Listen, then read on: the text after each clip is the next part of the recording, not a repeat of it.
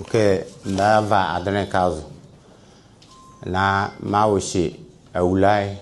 na namo ni eba imamo ke evle pale eduye ze mijikize ya mijikime ma onabo imano amakofiwa mole MP anwudike owokeze na duma bezi jimadi en mo wuro osenura memai odako owoshi na namo afishapa evle pale eduye na mbala nanamo ase mfike evrokun ni famo ya azin holani Ellembelle oli bejebeja na nanamo ezunu odidi bevelembele ni beju za ejambeka ani nasipuli palo dike yefefe ma nanama batozunya nanamo ewulako mawre amke many disi la mena na buyima na makofuba yedu ajakichi yagala enya elekebia school azu amon pale fe oti evizi enyuke odike zani elekane ekechikechi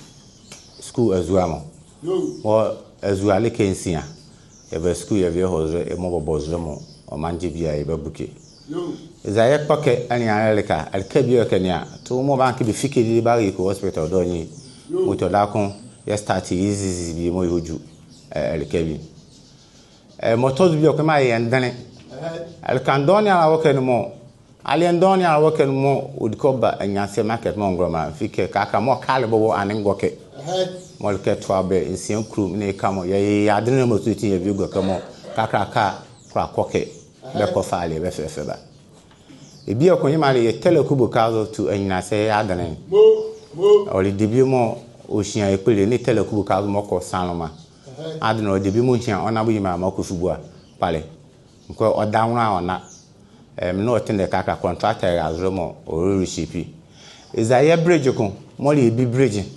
mo obuburu ogu anu amako ka evure insia ana evure nule me no otende contractor azro mo bele hihye ba ye bridge ni ba mai ana ibioko ima ye network omkem adena keze nya network ni adnabo parliament ye network na kru nke onyejima onabo yima na makofu adaroma omke ye network ngokoko enna mo ishishe iwi ongeshi bi oba han aduma mo mfike adunabo bokamre aluku bokamre ebusu azo adubrim bokamre baba han abo oba han aduma ye di bi ewi e han mo okan ya aduma nanamo ibioko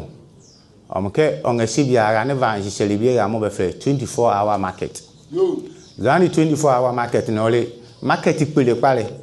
mo ye mo dike police post benua fire service benua health center benua dike ye mammo mo bokwa bebitinga kurara benga kura marka badana odike be benua mo no otinde bara ni every square ni be very mo ye first mo fe 24-hour market omke ni MP ni ngben medina za farmers market ya bia ho anyinase ongashi biara ya ba kate so the square already era mo ya ba kate eza nana mo mele do bi ok movie on abu imana makofu ani assembly nike ye ni ekeze Ellembelle ye district hospital odike ye nya district hospital nyamra dom isko bia mo fe depart European Union mo meni on abu imana makofu ye han adwene boma wanyame aduma evrubioko mo be ya bia start district hospital wo improve yesisi azuane na Ellembelle la kuye nya district hospital amo enia dibi mo leke olukun adwene mo omke onabo jilike biara okanwu joke papa e ma ye galamsi na galamsi no ko ezeki yazere ndo ezeki yuzuru ndo ngbavro mo ndo no ko e mo ye seveta frache be fe nia be ni be ma Butinzo ni chere ya ne be dibi for responsible cooperative mining moyo moyele ya ongezeki yinziri ongezeki azere bike anomezi kiala na namo adaroma ni onabo amakofu ba ye modimbo yega ye buki kunwo telekubu kazu ni anya azerezo moye va license ni de bibia ye vie wura na namo asemo ngeshi bia mfike ba na namo nyu na jishere bia monra ya dubenyu omke na afukwa yale chairman of the cooperative mining committee ni odere monge shibia baba ya dubenyu mo ba vangba bre ni mra apre eyensia 6000 work on zekinziri on zeki bi amo ebe mi shoke e ba mani fike ona bo teke ne a olutu do ja keke san mama be de benya bi nkrofo benya bi bo mo akoli benya bi akuapon oda ko benya bi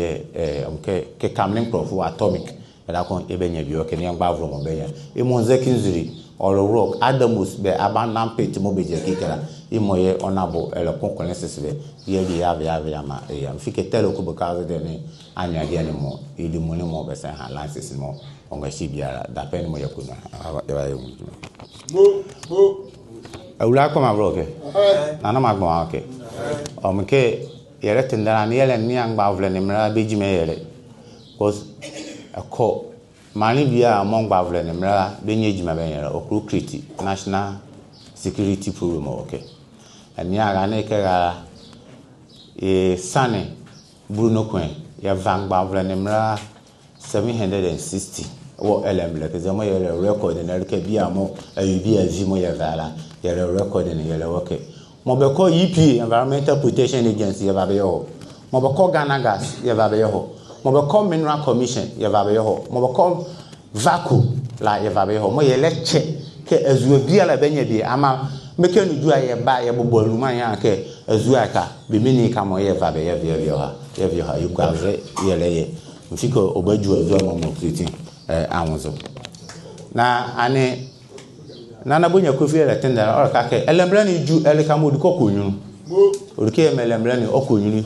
na Ellembelle ba honyunu orike mo so tin ye bonu ana ye kon se company bi amo olebala de bi mo du mo ni ala aleke there is a stability most insecurity bi enike basa bi enike sana company na no oye me fekole pa pare ke na mo va be ja ke ezi azi maka ka Ellembelle na ju mpepe sumo ye wonu a anga me kemere na na money ka aka Ghana Gas baba e face to abe ibe be Ellembelle ke because aningba imando na ale premier ke odike ko secondly nyemo le premier ko odike ko elemina because ke an Ellembelle ni ngbachi chi ere nu ara kakra mom no otendara yengba imanda roma mo na bu imana makufugu alo nu ara anoma na beba de ne be ba Ellembelle ke mo ba anya be we face to Ghana Gas face ere ba Ellembelle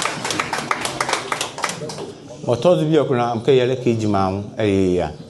mo yele kan odiki mo sutin ye kon another company era mo mfiko baba raw material enyo fufule mo wo ye nwa azukela mo boyo akabaku de mo ba seko sanzura mo ba ye silica company baba ye grass ne kam amke na ezima okeze yedudu aja kan do mo ba ri azere mo bezi factory okay ne nana mo ba wo nya azukela ye ne ba ha mo baba raw material be can fike ora ko ba boya ba me ngba ne mra inuma nana mo omke mbejura me ejokene ma nke be mi mo sutin ye yokon na si mo sutin ye ba yokon odiki mo sutin ya adwene no ko da ko yokon ya hunu ne mo sutin ko le ka kon na ngbachi bi inu a ani abo Ellembelle ne ye oba sofa ami di snako enzi ke MP anam dem Agyekum ana na bi enzi e fang bachi ya Ellembelle ke ye zania oba afeti ye ma ni enenga mo bozan belebele ye bala ba susuma nyami ya bezie ma be